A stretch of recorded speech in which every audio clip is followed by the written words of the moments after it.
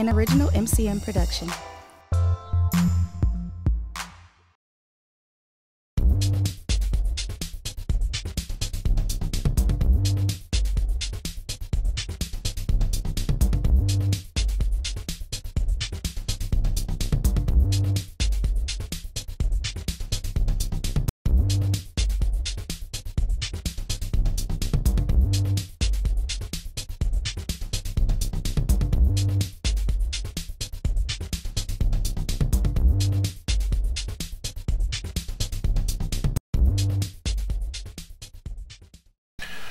Good morning. I'm going to call this meeting of the Special Operations Committee meeting to order. And the roll call been taken. Commissioner Bull? Here. Commissioner Devine? Here. Commissioner Johnson? Here.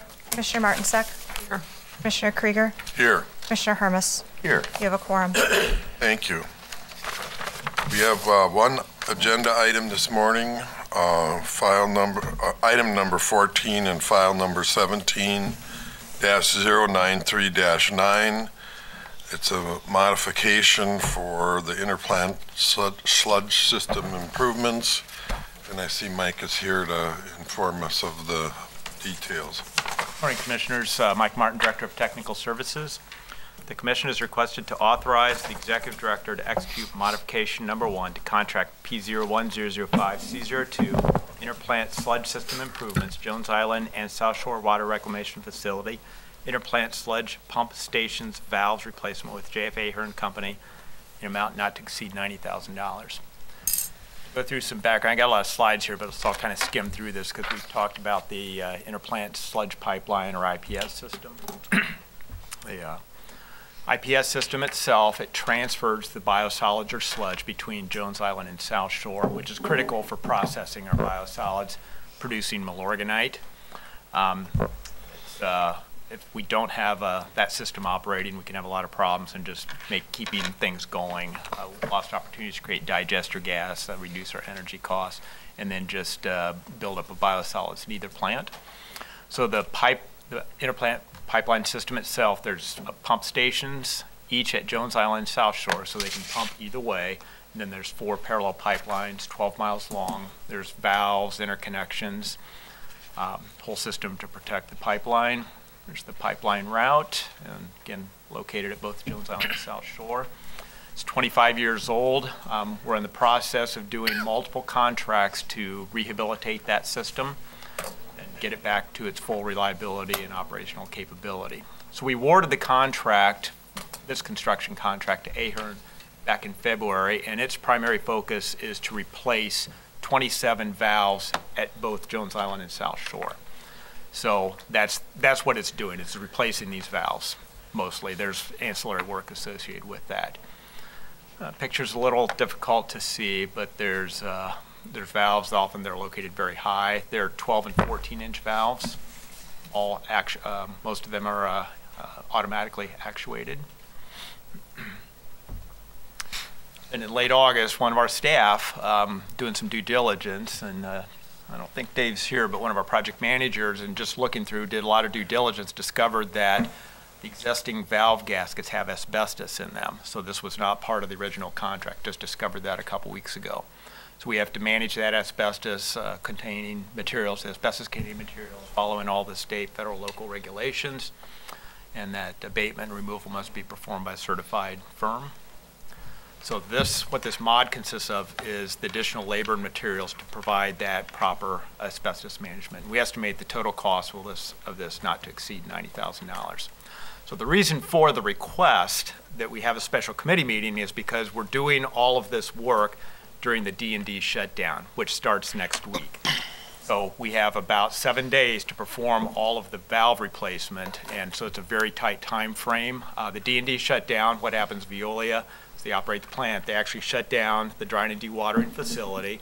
They have to store all the solids.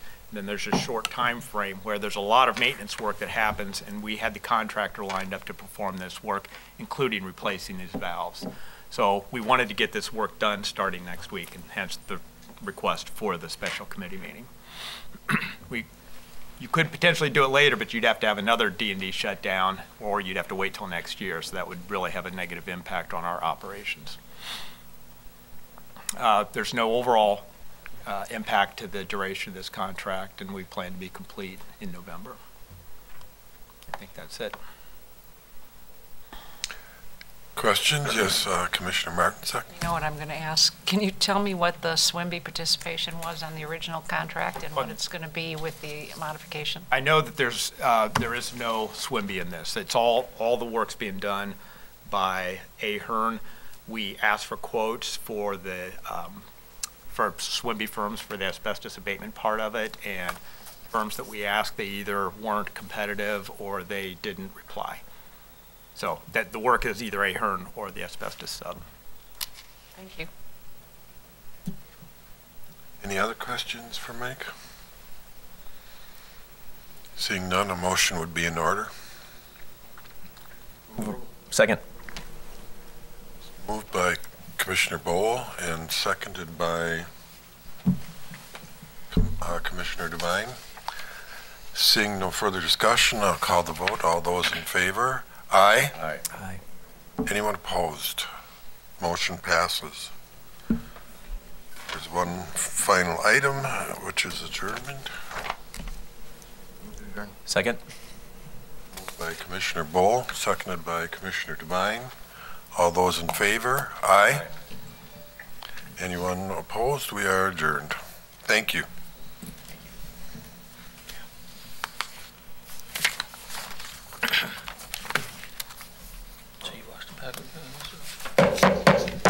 Good morning. We'll adjourn call the meeting of the full commission to order. Will the commission secretary please call the roll? Commissioner Bowl? Here. Commissioner Devine? Here. Commissioner Eli?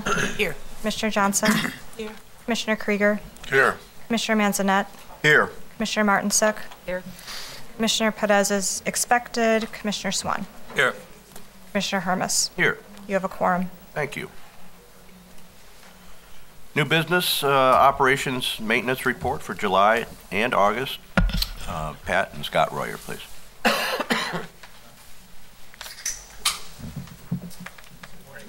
Morning, Commissioners. Patrick Obanoff, District Manager of Contract Compliance. Excuse me, gentlemen, just a minute. We have to approve the proceedings of the last meeting held, so I'll hold you in abeyance till we do that. I'll accept a motion for the approval of proceedings of the regular commission meeting held July 24, 2017. I'll second. Thank you. Is there additions or corrections to those minutes? No. Seeing none, all in favor signify by saying aye. Aye. Any opposed? The minutes are approved and so recorded. All right. Thank you, gentlemen. Continue. Bringing you the operations and maintenance report for both July and August 2017. The district was in full compliance with our Wisconsin Pollutant Discharge Elimination System permit for both months of July and August. Veolia was in substantial compliance with the operations and maintenance agreement. So a little bit of information now, and then we'll get a little bit more later. The water reclamation facility effluent quality parameters are different between the permit and our agreement. Veolia at South Shore operated the facility not in compliance with 4 parameters in July and with a single parameter, out of compliance with a single parameter in August. However, they were well below or well in compliance with the permit limits. The district imposed withholdings on Veolia due to the noncompliance with the agreement in the amount of $151,000. Again, you'll see a little bit more information as Scott walks through the graphs showing those individual parameters. There was no combined sewer overflows in either month. We did have one isolated separate sewer overflow in a wet weather event that occurred in mid-July. That same event, we had blending that occurred at Jones Island to help us reduce the risk of a combined sewer overflow. That blending event put 27 million gallons through that blending.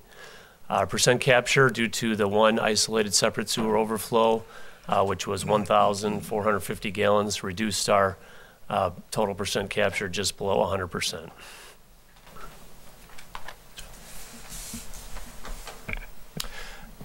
Okay, this shows the influence and effluent characteristics for the water reclamation facilities for July.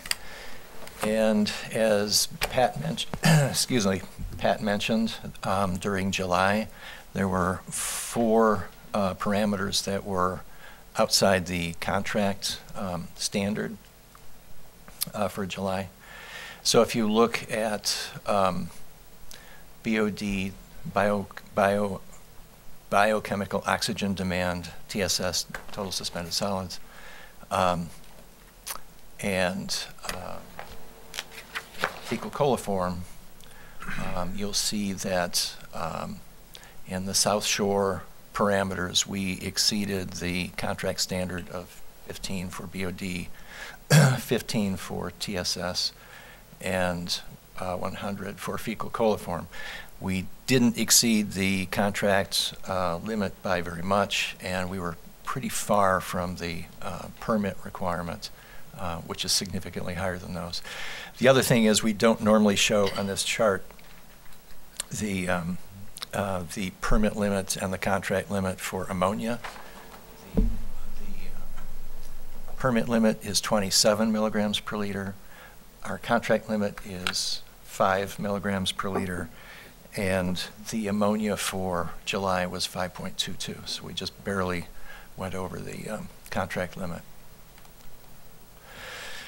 So this shows the same parameters for August, and again, as you can see, for August, BOD, TSS, and fecal were within the contract standard. The ammonia was 8.24, which was slightly over the contract standard of 5.0 with a permit limit of 27. The one thing I'd just like to say is that MMSD and Veolia are closely monitoring the cause of this, and we're looking at a lot of data. We're continuing to look at a lot of data. We've engaged technical experts from within the company, as well as technical experts, nationally known technical experts outside of the company, to try to determine what is impacting the operation at South Shore and what's causing these issues. So this chart shows, or this graph shows, Jones Island, effluent, BOD, and TSS, and Jones Island again continues to do quite well below the contract limits. This shows South Shore, effluent, BOD, and TSS.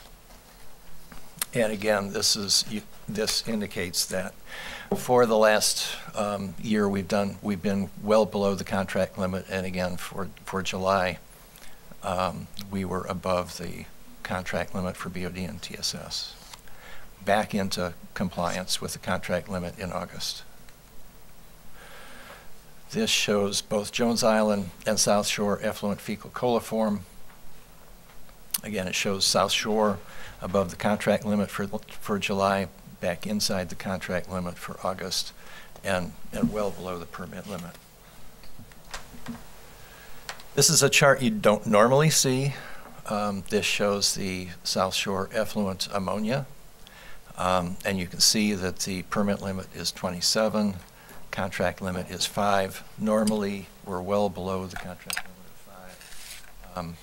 And again, for July, we were slightly over the contract limit, and August we were over the contract limit, but back down by the end of August. This shows Jones Island effluent total phosphorus, well below the permit limit. This shows South Shore effluent phosphorus. And we did have some high values. However, we're still below the 6-month average, 6-month moving average for the permit limit. Moving into the conveyance and storage system. Excuse me, Alderman Bull? Thank you. Yep. Scott, has your investigation to date provided any leads or any reasonable speculation? At this point, we're still speculating. It would appear that there's something in the influent that's causing these issues. We're seeing some increased loadings coming into the plant, and we are at this point still looking at a lot of data. One of the things that we have worked with the district on is installing a sequential sampler on the influent. What that sampler, normally when we sample the influent, we take a composite sample. It's based on flow, and so we take a representative sample of the influent that represents the average of those parameters over the course of a 24-hour period. What the sequential sampler does is take a sampler every hour so we can see peaks and valleys of what's coming in. And we've seen some peaks that would appear to be high in some of the parameters that we're looking at. So we're trying to identify, is that what's causing the issue that the plant was unable to meet some of these parameters. So so again, we're engaging our corporate technical experts. We're engaging, we've engaged an expert on filamentous bacteria, which is one of the problems that we saw during that period that was causing some of the problems. So you have filamentous bacteria, but what's causing that? So and so we're bringing in experts to help us try to determine what it is causing it. But it's something that we feel is different than the normal situation that we see in the plant. And if you have some conclusions, you'll report that back to the commission here then? Absolutely. Thank you, Mr. Chairman. Welcome. Continue. Okay, the conveyance and storage system. I can see for the month of July, we were right about average for precipitation, 8 events. And again, we had that significant wet weather event that caused an isolated separate sewer overflow in the amount of 1,450 gallons. August was fairly below average for precipitation. No issues, no combined sewer or separate sewer overflow events. This is a graphical representation of the precipitation, actual compared to average. You can see we've been above average again through July. August was significantly below average. We want to recap the information about the wet weather event that occurred in mid-July. We did go through this back in June, but we wanted to make sure the commission was refreshed on this information. So we had a rain event that started about 2 in the morning on July 12th. For us, it ended at about 9 o'clock on July 15th when we had the deep tunnel completely pumped down. We had almost 3 inches, 2.7 inches that fell in the morning of July 12th. Plants were running at capacity. The tunnel was filling up quite a bit, and there was a forecast for an additional ½ inch of rain to come overnight. So the decision was made to implement blending at Jones Island. The blending, I'll show a schematic again that describes that in a little more detail what's going on, but in summary, it lets us pump more more sewage out of the tunnel, keeping more room available in it for combined sewer and separate sewer inflows. Again, repeat, we had that one isolated separate sewer overflow event, and I'll also show details on that. So this is a schematic showing what happens in blending. Typically, when we pump out of the tunnel, all that sewage gets pumped up to the head of the plant before preliminary treatment, where it goes through all the treatment processes. During blending, we pump some or a part of that sewage from the tunnel through a channel that goes around the preliminary, primary, and secondary systems, where it is blended with the fully treated secondary effluent and then disinfected and dechlorinated before being discharged to the lake. Typically, this 60 million gallons per day is what's pumped through here. That represents about 15% of the total volume of 390 million gallons per day that we're discharging to the lake. Our effluent quality is such that we're always been in compliance with our permit limits for all the sewage that we're discharging to the lake.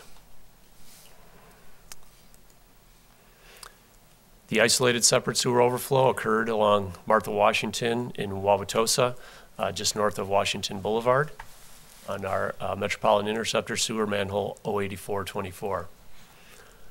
Here's a picture of it closer up that shows you its proximity to the creek here and where it overflowed again and went out, overflowed out of this manhole and went down the embankment and into the creek.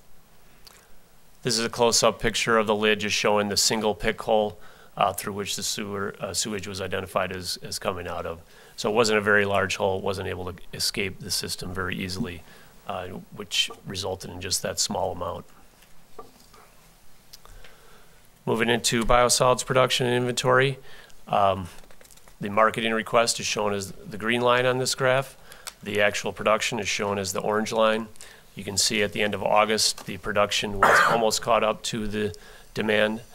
We ended the month with 2,700 tons in our silos, well below our maximum silo inventory of 10,000 tons.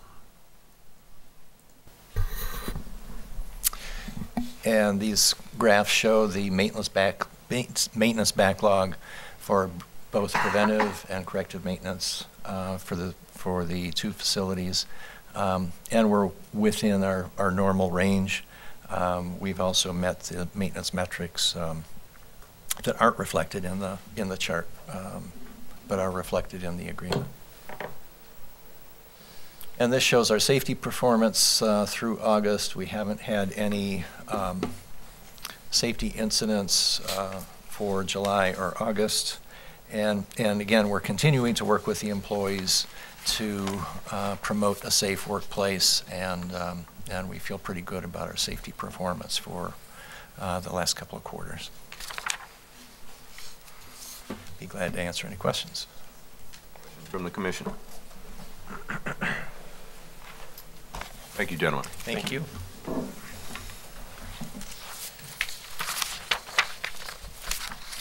Next is the Operations Committee report. Commissioner Krieger, if you'd lead us through that, please. Yes, good morning, everyone.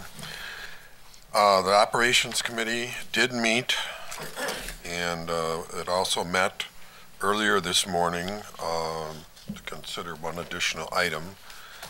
First, 4 items were considered at the regular meeting, and they were all recommended for approval to the full commission. The meeting for this morning, file number, or agenda number 14, I should say, was approved at this morning's special Operations Committee meeting. And so I would recommend in block items 1 through 4 and item 14 for approval at the full commission level. It's been We have the motion by Commissioner Krieger, the second by Commissioner Martin. Second.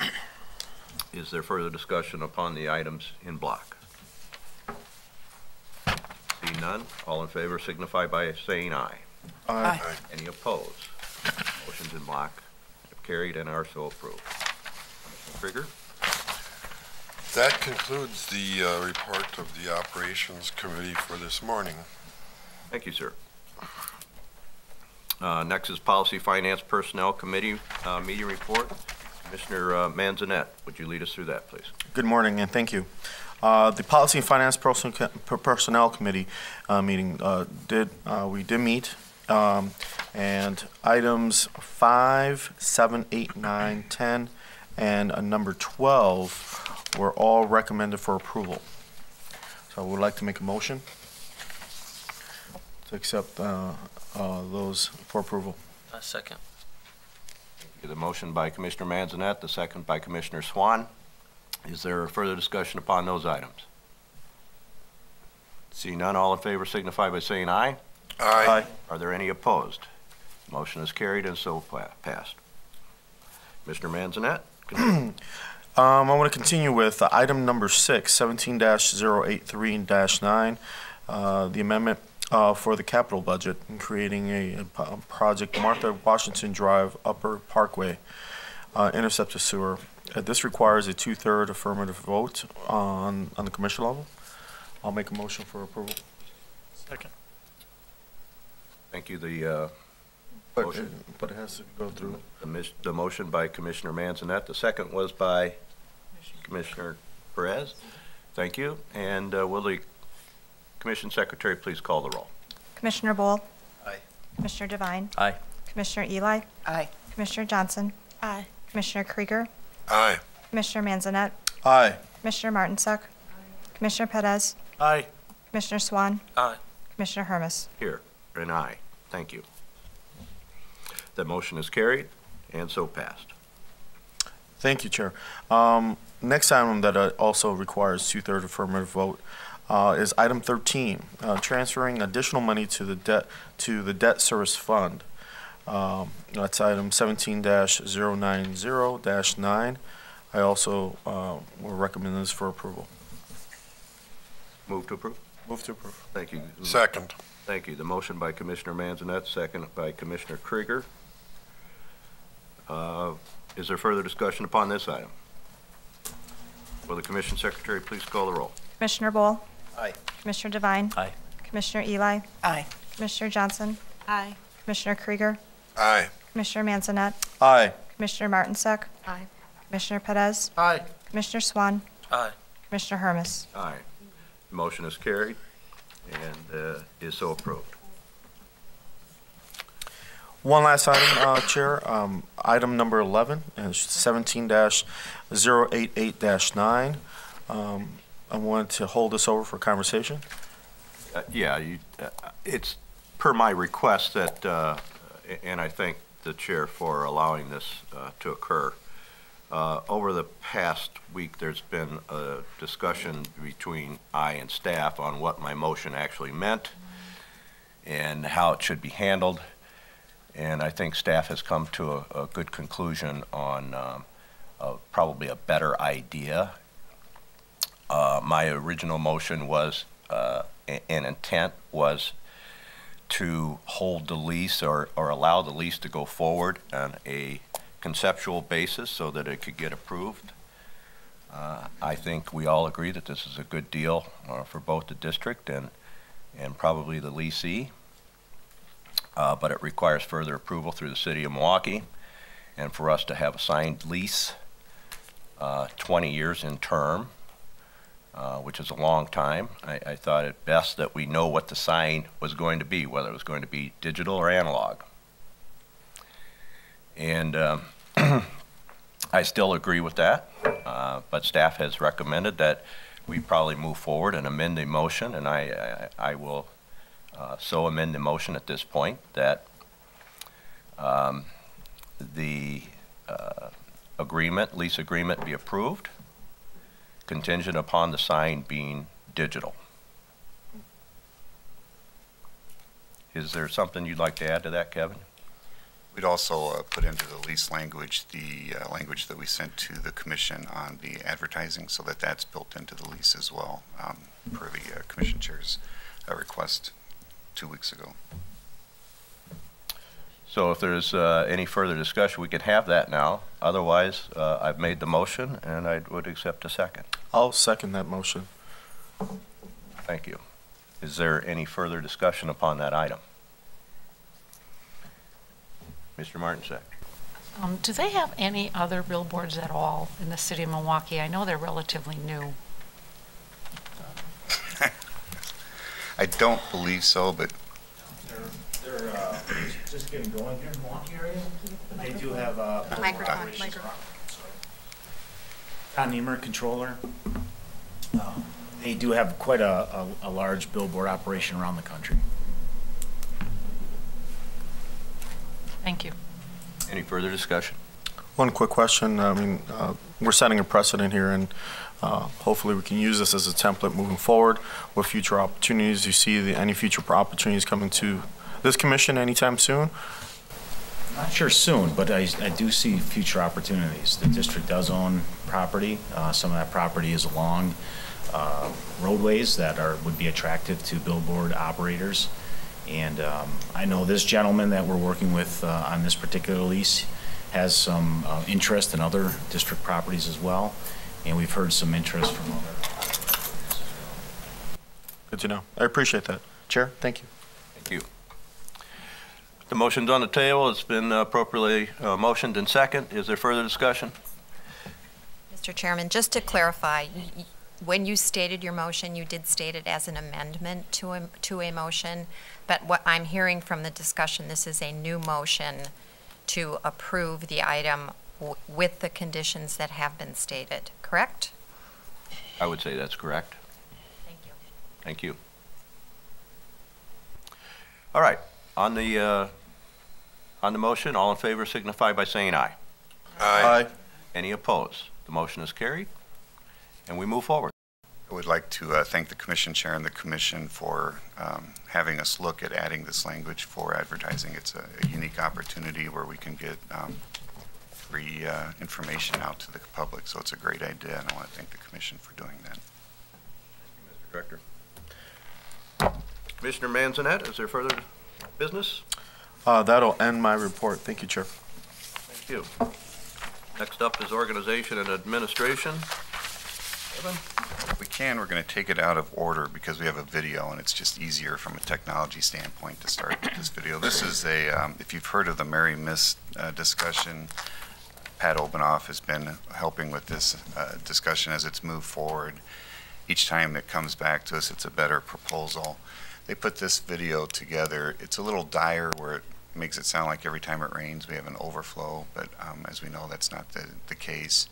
But again, we're not putting money into this initiative, but if they do find the funding from other sources, this could happen. So I thought we'd show the video to the Commission.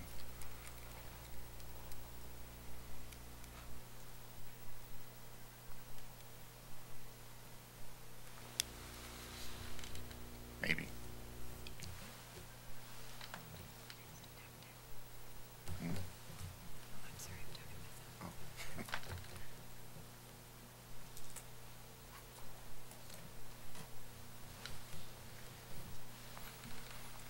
This is why we thought we'd do this first.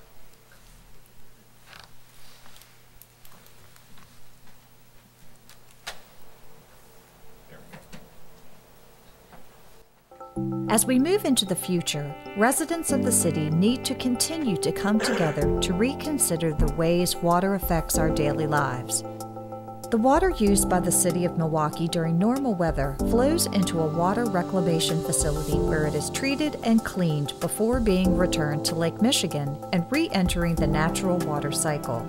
However, if the city maintains normal water usage during rainy weather, the treatment facility and surrounding water storage infrastructure can quickly fill to capacity, forcing water and sewage to flow directly into the lake. But what if the residents of the city were alerted to prepare for the rain and reduce water usage ahead of time? Watermarks is an urban-scale initiative for the City of Milwaukee designed to help its residents better understand the water systems and infrastructure that support their lives. Take the Jones Island Water Reclamation Facility, for example. Under dry weather conditions, the stack will be illuminated in blue light. This rippling blue lighting effect indicates that no rain is in the forecast and that normal water usage is acceptable. However, if significant rain is predicted, the stack will turn red, alerting water customers to reduce water consumption, empty rain barrels, check rain gardens, and otherwise prepare for the storm, reducing the potential of an overflow and managing stormwater where it falls. Located in the heart of the city, the Jones Island Water Reclamation Facility will represent the initiative's central beacon, but other markers will fan out beyond the inner harbor to create a point-by-point mapping of water topics across the city. Schools, community groups, and government agencies will partner with local artists and designers to create unique, community-focused projects around watermarks, forming an intricate network of urban water awareness over time. So, Milwaukee, please join us in supporting the Watermarks movement, because Lake Michigan starts at your front door. So this is an ongoing discussion. If you know Mary Miss, she's an artist out of New York. She's done some work in Indianapolis and other communities, and we'll see how she does with her fundraising. Are there any questions? Quick question on the fundraising aspect. How much is she looking to obtain? I think it's, and this is for everything, not just Jones Island, but all the different locations throughout the city, somewhere around 3.5 million. In the time frame? I don't know. Thank you. Going back to the scheduled Mr. agenda. Sure. Oh, I'm sorry. Evan, was the district looking at supplementing that fundraising effort at all in any way, shape, or form, or was that exclusively outside fundraising? Right now, it's exclusively outside. And then I would assume that if there was an endeavor to light the smokestack, that would have to receive either administrative and/or support of the commission. Is that correct? We would come back to the commission just because it's such a visible item. There would be electrical costs and that type of thing as well that hopefully we could build into those upfront costs. But yeah, it would come back to the commission, and I'm supportive of this. I think it's a good thing for the region to show if we are going to be the water hub of the world. This is a way to illuminate that and show it to the region. But I just think that it needs private funding to move forward. Further questions? Continue, Mr. Director. Under staff recognition, we don't have recognition, but we do have a new employee. He's sitting in the back over here next to Greg O'Hearn. Greg O'Hearn retires at the end of October, and it's his first day. He's been on for an hour and a half. And Scott Johanning is going to be our new IT division director, and this is his first day, so I just wanted to welcome him. Mark's got a short item on the 2018 budget update.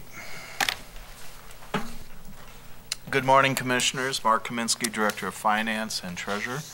Just a quick update on our timetable.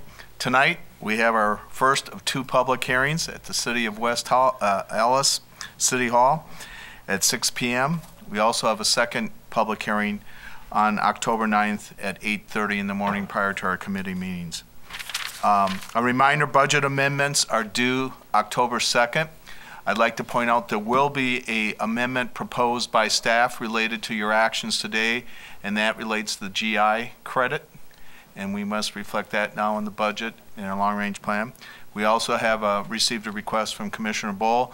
We're analyzing that right now if we can absorb it without an amendment, or if not, we'll propose it as an amendment. And then the other update I would state is that we have set a date and time for the Ad Hoc User Charge Committee, and that's October 10th at 1 o'clock. And that's all I have at this time. Next item on the agenda is Bill Krill. He's going to provide an update on the 2050 facilities plan.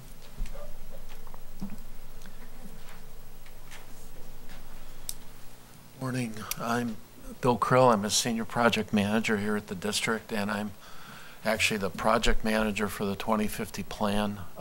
What you'll see going forward is I've got sort of a assistant project manager, Greg Hottinger, who's also going to be heavily involved as we go forward. Basically, this slide, this came from Kevin, but our facility plan motto, I would call it, is maintaining excellence. We do a great job on so many things, and really what we're trying to make sure we do going forward is continuing to do that great job.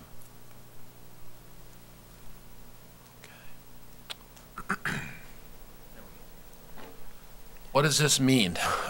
This means we want to try and capture and clean all the water we get. You know, as you may know, we get up to 98, 99%. We're looking to get that to 100.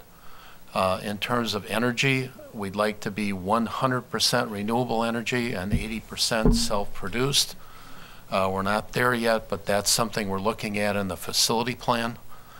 We'd like to have no structures in the 100-year floodplain. You'll see in the future we're actually looking at that in great detail to see what we have to do and how we should prioritize our watercourse projects. We certainly want to continue our integrated watershed approach, where we're looking at all water and where it ends up and where it falls. We want to make sure we have a sustainable biosolids management system. And lastly, we're making sure that we have minimal adverse community impacts, things like odors. We don't want to create any problems in the community. That first bullet, 100% capture and clean, this is all the things we're doing in the facility plan to get to that 100% figure. First of all, we look at future conditions. We've got projections from our member communities of what their population might be in 2035. And again, 2050 is sort of that's our build out number. So we take that into account. We look at things like what can we do with green infrastructure to reduce our system needs. And we're doing an extensive evaluation of our whole program that looks at infiltration and inflow. We need to make sure that that's not going to create more problems in the future. At our treatment plants, we're doing everything we can to maximize capacity of what we already have in place. We don't have a lot of needs at the treatment plant for additional capacity, but one thing we are doing is we're looking at our blending capacity. Pat mentioned before that at Jones Island we can blend at about 60 million gallons a day. We hope to increase that. We've already talked to the Department of Natural Resources about adding blending at South Shore, and that's a good thing because it'll produce treated water and not overflows. Lastly, we've looked at the VRSSI, and I'll just explain what that is. When Pat and Veolia and others are running our tunnel system, we have to determine how much volume we're going to leave for the separated sewer area. That's something we've done an analysis on, and we've come up with a good long-term method to improve our judgment on that. In terms of the facility plan, this is what it's going to contain. It's going to talk about our purpose. It'll talk about how it's coordinated with all the other things we do. We'll talk about the process. You may be aware we've talked about that a few times here already. We're using an asset management process.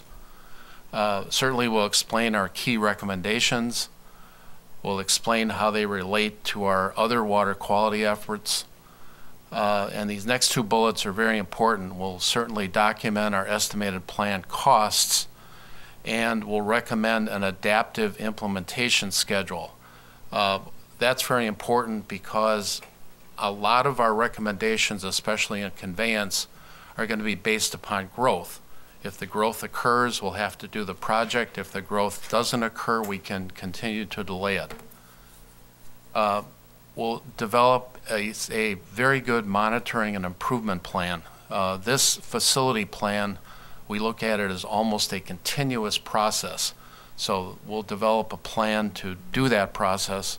And then, of course, lastly, we'll summarize our public input. The facility plan itself is probably going to be more electronic than paper. That's in keeping with our district goals and such. And the facility plan is that document in the top box. That'll be reviewed and approved by DNR, but it will be supplemented or built on these 4 asset management plans. One for water reclamation and biosolids, one for conveyance, one for green infrastructure, and one for watercourse and flood management. The plan will be set up that the facility plan is a summary. These asset management plans are the details going into the summary, and actually there'll be lots of backup data that you'll be able to access if you want to get all the way down to how did we determine that particular recommendation. The schedule for the plan, and these are dates where we're going to present parts of the plan to the Commission.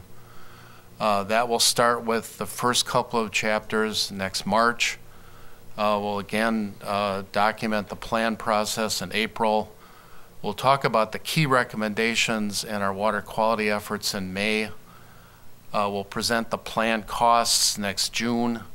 And a key date is we're looking for Commission approval in July of 2018. The last two efforts will basically be completed to fit in with the other activities. And then what we're going to do with Kevin's assistance is we'll update a piece of the plan every month. This month we're going to talk about conveyance. What we're doing on our conveyance system is looking at all of our systems that we need to continue the good operation we have. We're looking at new systems to address goals. This is really things like, do we have a part of our conveyance system that may need an upgrade in order to meet our goals? That will then produce what we call a watch list. And I just want to point out, when we did the last facility plan, I believe we had 12 watch list sewers on that facility plan. I think we've only had to look at 1 or 2 so far. So again, this goes back to that adaptive implementation plan. We're not just going to go out and build things because maybe we need them in 10 years. We'll try to build them when we need them. Some of our key outcomes to date, we have developed this new tunnel operation criteria, which the idea is it will produce as low amount of CSOs and SSOs as possible. We've evaluated our existing system, and the last facilities plan was approved by DNR with what we call a 5-year level of protection for sanitary sewer overflows. That basically says when we estimate long-term, we might have a sanitary sewer overflow once every 5 years. Our conveyance system is still at that point. We're looking already to improve that. When we look at the ISS, or the deep tunnel system, and our treatment plants, our level of protection there right now is probably well over 20 years. We're also looking at what we can do to control I&I, both with green and gray solutions. Green solutions certainly is green infrastructure. And lastly, we're looking at our private property I&I program in terms of what we can achieve with that, either in terms of I&I or in terms of reduction in basement backups. I think that's it. Any questions? I'm sorry if I went too fast there. Questions? Thank you. Oh. What? Sorry. I'm good. My finger. Oh, your finger. I just have one. So our last major plan was 2020? Yes. You said that the whole facilities plan is really based on growth projections from the communities. How on target were those growth projections in our 2020 plan? Just out of curiosity. And do we work with other agencies on those numbers? Is like Sewer PAC, or I know the DNR is involved, but is like Sewer PAC involved too? What we do is we contract with Sewer PAC. They meet with all of our 28 member municipalities. They literally get into their comprehensive plans and such. To answer your question on how good our projections were last time, they were probably a little on the optimistic side. When we look at our population based on what we know now versus what we projected, there hasn't been a lot of growth. But again, that's the problem with planning, where you do your best job you can, you talk to your communities. They could have a bunch of growth here and have zero growth in other places. So that's why we do an adaptive implementation schedule. That's why we just don't assume that the population is growing. And I could show it to you at some point. I have a slide of the history of population projections here in the district. And you know, this is our 4th facility plan, and we've done okay. We haven't done great, but we've done okay. Be interesting to see. Thank you. Yeah, I have that. We can send that graph to the commission. Yeah, I have it. I prepared it for staff, so because that question came up. Further question? All right, now thank you. Thank you. The last item is item F, the NACWA Peak Performance Awards. Anna's going to pass these around. Jones Island's received this award for 19 years running, and South Shore has received it for 20 years running. So one of the two of the longest running peak performance awards. What this award means is for Jones Island, we've met permit for 19 years in a row, and for South Shore, 20 years in a row. And that concludes. We always take that for granted almost now, but Veolia and staff work really hard to try to always do much better than the permit requires, and this is a national recognition of that effort. That concludes the report. We do have closed session. Yes, thank you. Accept a motion to go into closed session. Motion to. Yeah. Motion to go into closed session pursuant to Wisconsin Statute 19.85 and for the purpose as set forth on the published notice and agenda. Motion by Commissioner Manzanet, second by Commissioner Martinsek. All in favor going into closed session, signify by saying aye. Aye. Any opposed? We'll go into closed session after a 5-minute recess.